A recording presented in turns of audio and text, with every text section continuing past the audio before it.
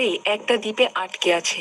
আর প্রতিদিন সূর্য ডুবে গেলে এক ভয়ানক দানব তাকে শিকার করার জন্য বের হয়। প্রতি মুহূর্তে মেয়েটার মনে হতে শুরু করে যে সে বোধহয় এক্ষুনি মারা যাবে। তবুও সে নিজের বুদ্ধি আর শক্তি ব্যবহার করে মৃত্যুর আগ পর্যন্তই লড়াই করতে শুরু করে। তো গল্পটা শুরু হতেই দেখা যায় সমুদ্রের নির্জন দ্বীপের একটা কিনারায় জেনিফার নামের একটা মেয়ে অজ্ঞান হয়ে পড়ে আছে। তো কিছুক্ষণ পরেই তার জ্ঞান ফিরে আসে। সমুদ্রের মধ্যে বিশাল ঝড়ের কবলে তাদের জাহাজ ডুবে গিয়েছে। জেনিফারের ভাসতে ভাসতে ঠাঁই হয়েছে সমুদ্রের এই দ্বীপের কিনারায়। আশেপাশে তাকালেই সে দেখতে পায় দূরে তার এক বন্ধুর ডেড বডি পড়ে আছে। সে দ্রুত সে ডেড বডির কাছে যায়। দেখে তার বন্ধুর পেটে সামুদ্রিক এক শামুক ঢুকে যাওয়ার কারণে তার পেট থেকে অনেক ব্লিডিং হচ্ছে। তার অবস্থা খুবই সহনীয়। জেনিফার কি করবে কিছুই বুঝে উঠতে পারে না। তাই সাহায্যের জন্য চিৎকার করে হেল্প হেল্প বলতে শুরু করে, কিন্তু কেউই তার ডাকে সাড়া দেয় না, কারণ চারপাশে শুধু অথই পানি।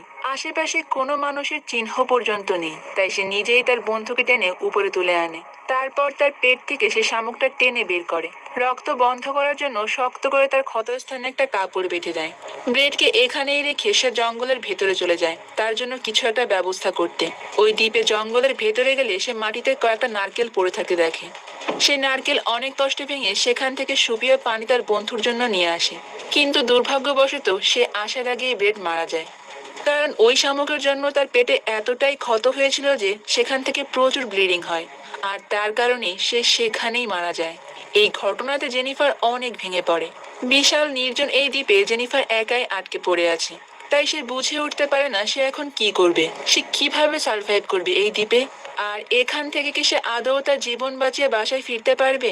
সে খুব ভালো করেই বুঝতে পারছিল বেঁচে থাকার জন্য তার এখন প্রকৃতির সঙ্গে কঠিন যুদ্ধ করতে হবে।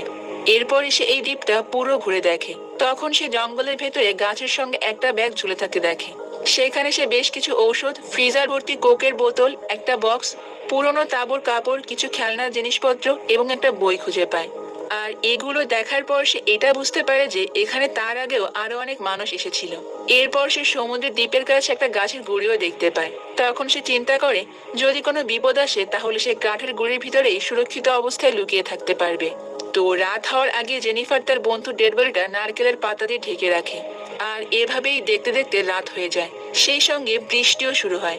জেনিফার একটা জ্যাকেট দিয়ে তার শরীরটা ঢেকে নারকেলের পাতার ভিতরে ঢুকে আশ্রয় নেয়। এভাবেই তার পুরো রাতই কেটে যায়। তো পরের দিন সকালে সে সমুদ্রের কিনারায় এসে অনেকগুলো বড় মাছ পড়ে থাকে দেখে। যেহেতু সে অনেকক্ষণ যাবৎ কিছুই না খেয়ে আছে তাই তার অনেক ক্ষুধা লাগে। সে মাছগুলোকে খাওয়ার জন্য সংরক্ষণ করতে শুরু করে। এরপর সে মাছ সংরক্ষণ করতে করতে দেখতে পায় একটা মৃত হাঙরের বাচ্চা পড়ে আছে। তার গায়ে অসংখ্য কাটা দাগ হয়ে আছে। এটা দেখে জেনিফার একটু চিন্তায় পড়ে যায়। হাঙরটাকে কে এভাবে ক্ষতবিক্ষত করলো। এরপর জেনিফার তার সংরক্ষিত মাছগুলো খাওয়ার জন্য প্রস্তুত করে। সে আবারও জঙ্গলের ভিতরে ঢুকে সবকিছু খুঁজতে শুরু করে। এরপর সে দেখতে পায় সেখানে বেশ কিছু পুরানো কবরও আছে। তারপর সে তার বন্ধুর লাশটাকেও কবর দিয়ে দেয়। সন্ধ্যা হয়ে গেলে জেনিফার সে মৃত মাছগুলোকে আগুনে পুড়িয়ে খাওয়া শুরু করে। তো এর পরের দিন সকালবেলায় সে দেখতে পায় তার বন্ধুর কবরটা রক্তাক্ত অবস্থায় পড়ে আছে। আর সেখান থেকে তার বন্ধুর লাশটাও গায়েব হয়ে গিয়েছে। এটা দেখে তো সে অনেক ভয় পেয়ে যায়। সে ভাবে যে নিশ্চয়ই এই দ্বীপে কোনো ভয়ঙ্কর মাংসাশী প্রাণী রয়েছে। আর ওই রাতটা সে অনেক ভয়ে ভয়ে কাটিয়ে দেয়। পরের দিন সকালে জেনিফার সমুদ্রের ভেতরে অনেক দূর থেকে কিছু একটা ভেসে আসতে দেখে। সে জিনিসটা আসলে কি সেটা দেখার জন্য সে দ্রুত সাঁতার কেটে সেখানে চলে যায় এবং সেখানে গিয়ে দেখতে পায় এটা একটা সুটকেস। এরপর সে পানির ভিতর ডুব দিলে সে সমুদ্রের ভেতরে ভয়ঙ্কর একটা বড় গর্ত দেখতে পায়। এটা দেখে সে দ্রুত আবারও উপরে উঠে আসে আর সে সুটকেসটা নিয়ে কিনারায় চলে আসে। সে ওই সুটকেসের ভিতরে বেশ কিছু কাপড় চোপড় খুঁজে পায়। সে দ্রুত তার ভেজা কাপড় চেঞ্জ করে ওই কাপড়গুলোকেই পরে নেয়।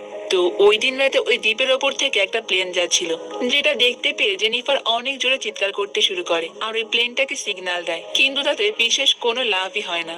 এত দূর থেকে তার চিৎকার কেউই শুনতে পারে না। আর এমন সময় সে সমুদ্রের মাঝখান থেকে প্লেনের আলো পড়ার কারণে একটা ভয়ঙ্কর দানবের ছায়া দেখতে পায়। এটা দেখে তো জেনিফার অনেক ভয় পেয়ে যায়। সে বুঝে যায় যে এই সেই মাংসাশী প্রাণী। এই প্রাণী তার বন্ধুর লাশটাকে কবর থেকে তুলে নিয়ে গেছে। এটা দেখার পর জেনিফার দৌড়ে জঙ্গলের ভেতরে গিয়ে নিজেকে লুকিয়ে ফেলে। আর সে এটাও বুঝতে পারে যে ওই দ্বীপে থাকলে তারও এই ভয়ঙ্কর প্রাণীর হাতেই মরতে হবে। তাই এখান থেকে যত দ্রুত সম্ভব চলে যেতে হবে। তো পরের দিন সকাল হতে জেনিফার ওই সুটকেসটাকে নৌকার মতো ব্যবহার করে এখান থেকে চলে যেতে চায়। কিন্তু ওই সুটকেসটা জেনিফারের ভার নিতে পারে না, আর তার পরিকল্পনা সম্পূর্ণই ব্যর্থ হয়ে যায়। আর দেখতে দেখতে আবারও রাত হয়ে যায়। জেনিফার নিজেকে সুরক্ষিত রাখতে ওই গাছের গুড়ির ভেতরেই লুকিয়ে পড়ে। আর রাত গভীর হলে ওই মনস্টারটা সমুদ্রের ভেতর থেকে এসে ওই গাছের গুড়িটাকে নাড়াতে শুরু করে। জেনিফার ভেতরে বসে অনেক কষ্টে সবকিছু সহ্য করে, চুপ করে খাপটি মেরে সে ওখানেই বসে থাকে। আর কোনো মতে সে ওই রাতটা মনস্টারের কাছ থেকে নিজেকে বাঁচিয়ে নেয়। পরের দিন সকাল হলেই সে ভয়ে ভয়ে গাছের গুড়ি থেকে বেরিয়ে আসে আর কিছু খাওয়ার জন্য মাছ শিকার করতে বেরিয়ে পড়ে। ছোট ছোট মাছ সে টোপ হিসেবে কাজে লাগিয়ে বড় একটা মাছ শিকার করে। সেই সঙ্গে একটা হাঙর মাছও শিকার করে। তো ওই দিন রাতে হাঙর মাছটাকে দড়ি দিয়ে বেঁধে সে একটা গাছের সঙ্গে ঝুলিয়ে রাখে, যাতে সমুদ্রের ভেতর থেকে রাতে উঠে আসা ওই মনস্টারটা হাঙর মাছটাকে খেতে পারে আর তার উপর যেন কোনো হামলা না করে। জেনিফার আজকের প্ল্যানটা দুর্দান্ত কাজে লেগে যায়। অর্থাৎ ওই মনস্টারটা রাতে উঠে এসে হাঙর মাছটাকে খেয়ে সেখান থেকে চলে যায়। এইসব কিছুই জেনিফার লুকিয়ে লুকিয়ে দূর থেকে দেখতে থাকে। তো পরের দিন সে আবার মাছ ধরার প্রস্তুতি নেয়, কারণ আজ রাতেও তার ওই মনস্টারটার হাত থেকে বাঁচতে হবে। এরপর হঠাৎ সে সমুদ্রের মাঝখান থেকে কিছু একটা ভেসে আসতে দেখে। সে দ্রুত দৌড়ে গিয়ে দেখে এটা তারই ফ্রেন্ড জ্যাকের অর্ধেক মৃতদেহ। তার ডেড বডিটা প্রায় পুরোটাই পচে গেছে আর তার বাকি অর্ধেক শরীর কিছু একটাতে খেয়ে ফেলেছে। জেনিফার ওই মৃতদেহটাকে টেনে উপরে তোলে এবং দড়ি দিয়ে গাছের সঙ্গে টোপ হিসেবে ঝুলিয়ে রাখে, যাতে আজকে রাতে ওই মনস্টারটা এসে ওই পচা গলা বডিটাকেই খায়। তো প্রতিদিনকার মতো রাত ওই মনস্টারটা আবার সমুদ্র থেকে উঠে আসে আর এসেই ঝুলিয়ে রাখা ওই মৃত ডেড বডিটাকে খেয়ে ফেলে। তো ওই রাত জেনিফার অনেক কাছ থেকে ওই মনস্টারটাকে দেখতে পায়। ওই রাতটা সে আতঙ্কের সঙ্গেই কাটিয়ে দেয়। পরের দিন জেনিফার সেই তাঁবুর কাপড়টা দুইটা নারকেল গাছের অনেকটা উপরে বেঁধে নিজের জন্য থাকার একটা জায়গা বানিয়ে নেয়, যাতে ওই ভয়ঙ্কর প্রাণীটা তাকে কোনোভাবে আক্রমণ করতে না পারে। তো ওই দিন রাতে জেনিফার ওই মনস্টারটার জন্য কোনো খাবারই জোগাড় করতে পারে না। রাতে জেনিফার ওই ঝুলন্ত জায়গায় শুয়ে চারপাশে শুধু লক্ষ্য করতে থাকে। ওই দিন রাতে আবহাওয়া খারাপ থাকার কারণে রাতে ঘন ঘন বিদ্যুৎ চমকায় আর সেই আলোতেই মনস্টারটা জেনিফারকে দেখে ফেলে। জেনিফারের এত পরিশ্রমে শেষ রক্ষা আর হয় না, মনস্টারটা তার উপর আক্রমণ করে। কোনো মতে জেনিফার নিজের প্রাণ বাঁচিয়ে ওখান থেকে দৌড়ে পালানো শুরু করে। মনস্টারটাও তাকে ধাওয়া করতে শুরু করে। আর একটা সময় পর মনস্টারটা জেনিফার সামনে এসেই দাঁড়ায়। কোনো উপায় না পেয়ে জেনিফারের আগে থেকে বানানো তার কাঠের তৈরি ফলা দিয়ে মনস্টারটার উপর আক্রমণ করে। কিন্তু মনস্টারটা অনেক শক্তিশালী থাকায় তার তেমন কোনো ক্ষতিই হয় না, বরং মনস্টারটা জেনিফারকে ধাক্কা দিয়ে পানিতে ফেলে দেয়। জেনিফারের ভাগ্য ভালো থাকার কারণে ওই রাতে সে কোনো রকম বেঁচে পানি থেকে উঠে আসে। তো পরের দিন সকালে জেনিফার দেখে ওই মনস্টারটার আঘাতে তার পায়ে বেশ খানিক ক্ষত হয়ে গিয়েছে। এমন সময় সে সমুদ্রের ভেতর থেকে একটা ভেলা ভেসে আসতে দেখে। সে দ্রুত সাঁতার কেটে ভেলার দিকে যায় আর সেখানে গিয়ে সে দেখতে পায় মিয়া আর লুকাস নামে তার দুই বন্ধু ভেলার ভেতর থেকে তাকে দেখে বেরিয়ে আসছে। আর তাদের দুইজনকে দেখে জেনিফার তাদের উপরে নিয়ে আসে। তারা দুইজন জানায় জাহাজ ডুবার পর থেকে অনেক কষ্টে এই রেফটের ভেতরে তারা সার্ভাইভ করে বেঁচে আছে। দ্বীপে আসার পর জেনিফার তাদের খাবার হিসেবে মাছ, নারকেল এবং সেই কোক খেতে দেয় এবং তাদেরকে বলে এই দ্বীপটা দেখতে মনোরম হলেও জায়গাটা একটুও সুবিধার নয়। মানুষের জন্য এই জায়গাটা মোটেও নিরাপদ নয়। এখানে ভয়ঙ্কর এক মনস্টার আছে যে কিনা মাংসাশী প্রাণী। রাত গভীর হলে সমুদ্রের ভেতর থেকে সেই দ্বীপে উঠে আসে। লুকাস এবং মিয়া জেনিফারের এই কথা মোটেও বিশ্বাস করে না। জেনিফার তাদেরকে অনেকবার এই কথা বোঝানোর চেষ্টা করে যে এখানে থাকলে তারা এক এক করে ওই প্রাণীটার হাতেই মারা যাবে, কিন্তু লুকাস আর মিয়া কোনো রকমই এই দ্বীপ থেকে যেতে চায় না, কারণ তারা অনেক কষ্টে ওই রেফটের ভেতরে দিন পার করছে। তাদের কাছে খাওয়ার জন্য এক ফোঁটা পানি পর্যন্ত ছিল না। বরং তারা জেনিফারকে বোঝায় যে এখানে এমন ভয়ঙ্কর কোনো প্রাণীই নেই। তুমি একা ছিলে তো তাই হয়তোবা তুমি ভুল দেখেছো। তোমার ধারণাটা সম্পূর্ণই ভুল। আর আমরা যখন একসঙ্গে তিনজন থাকবো তখন আর কোনো বিপদই হবে না। তো এরপর জেনিফার বুঝতে পারে যে এদেরকে বুঝিয়ে বিশেষ কোনো লাভই নেই। তখন মাছ কাটার জন্য জেনিফার লুকাসের কাছ থেকে তার ছুরিটা চেয়ে নেয়। ছুরিটা বের করতে সে দেখতে পায় যে ছুরিটাতে অনেক রক্ত লেগে আছে। এটা দেখে তো জেনিফার অনেক হতাশ হয়ে যায়। তার মনে তাদের দুইজনকে নিয়ে বেশ সন্দেহ বাড়তে শুরু করে। তো সন্ধ্যা হবার আগে একটা ব্যাগের ভেতরে জেনিফার সব দরকারি জিনিসপত্র গুছিয়ে নিয়ে তাদের সেই ল্যাবটা নিয়ে সেখান থেকে পালানোর চেষ্টা করে। কিন্তু মিয়া আর লুকাস তাকে দেখে ফেলে। তাই তার পালিয়ে যাওয়া আর সম্ভব হয় না, কারণ লুকাস আর মিয়া দুইজনে জেনিফারকে আটকে ফেলে। এমনকি তাদের ভেতরে হাতাহাতিও শুরু হয়ে যায়। একটা পর্যায়ে তারা বৈঠা দিয়ে জেনিফারের মাথায় জোরে আঘাত করে, যার ফলে জেনিফার সেখানেই অজ্ঞান হয়ে যায়। আর তার জ্ঞান ফিরতে এসে দেখতে পায় তাকে একটা দড়ি দিয়ে গাছের সঙ্গে বেঁধে রাখা হয়েছে। আর তারা তাকে বলে যে রাত হয়েছে, এখন পর্যন্ত সমুদ্র থেকে কোনো ভয়ঙ্কর প্রাণী উঠে আসেনি। তার মানে তুমি আমাদেরকে শুধু শুধু ভয় দেখিয়ে মিথ্যা কথা বলেছো। তুমি যা বলেছো তার সবকিছুই তোমার শুধুমাত্র ভ্রম ছিল, কারণ তুমি এখানে একা ছিলে, তাই তোমার মনের ভেতরে সব সময় ভয় কাজ করত। তো এর কিছুক্ষণ পর দেখা যায় মিয়া সমুদ্রের কিনারায় একা একাই হাঁটছিল। এমন সময় ভয়ঙ্কর এক মনস্টার মিয়াকে আক্রমণ করে। লুকাস তাকে বাঁচানোর অনেক চেষ্টা করে, কিন্তু তাকে আর বাঁচানো সম্ভব হয় না। মনস্টারটা মিয়াকে টেনে সমুদ্রের গভীরে নিয়ে যায়।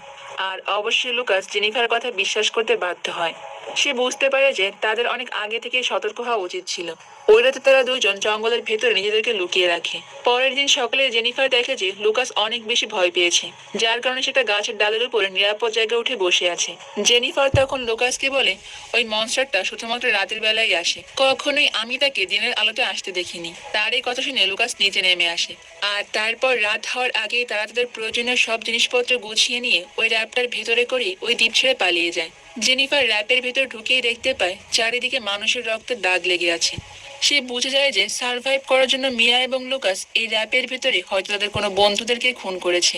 তো এর কিছুক্ষণ পর সে ভয়ঙ্কর মনস্টারটা তাদের র্যাপের নিচের অংশ ফুটো করে র্যাপের ভেতরে ঢুকে পড়ে আর তাদের উপর আক্রমণ করে বসে।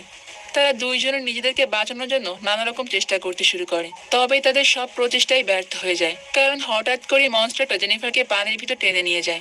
বাঁচার জন্য জেনিফার আপ্রাণ চেষ্টা করে, আর তার কাছে থাকা সে ছুরিটা দিয়ে মনস্টারটাকে কয়েকবার আঘাত করে, যার ফলে মনস্টারটা তাকে ছেড়ে দেয় এবং লুকাসের উপর গিয়ে হামলা করে। মুহূর্তের মধ্যে এসে লুকাসকে নিয়ে সমুদ্রের ভেতরে এসে গভীর গর্তে চলে যায়, আর জেনিফার নিজেকে বাঁচানোর জন্য দ্রুত পানি থেকে উপরে উঠে আসে।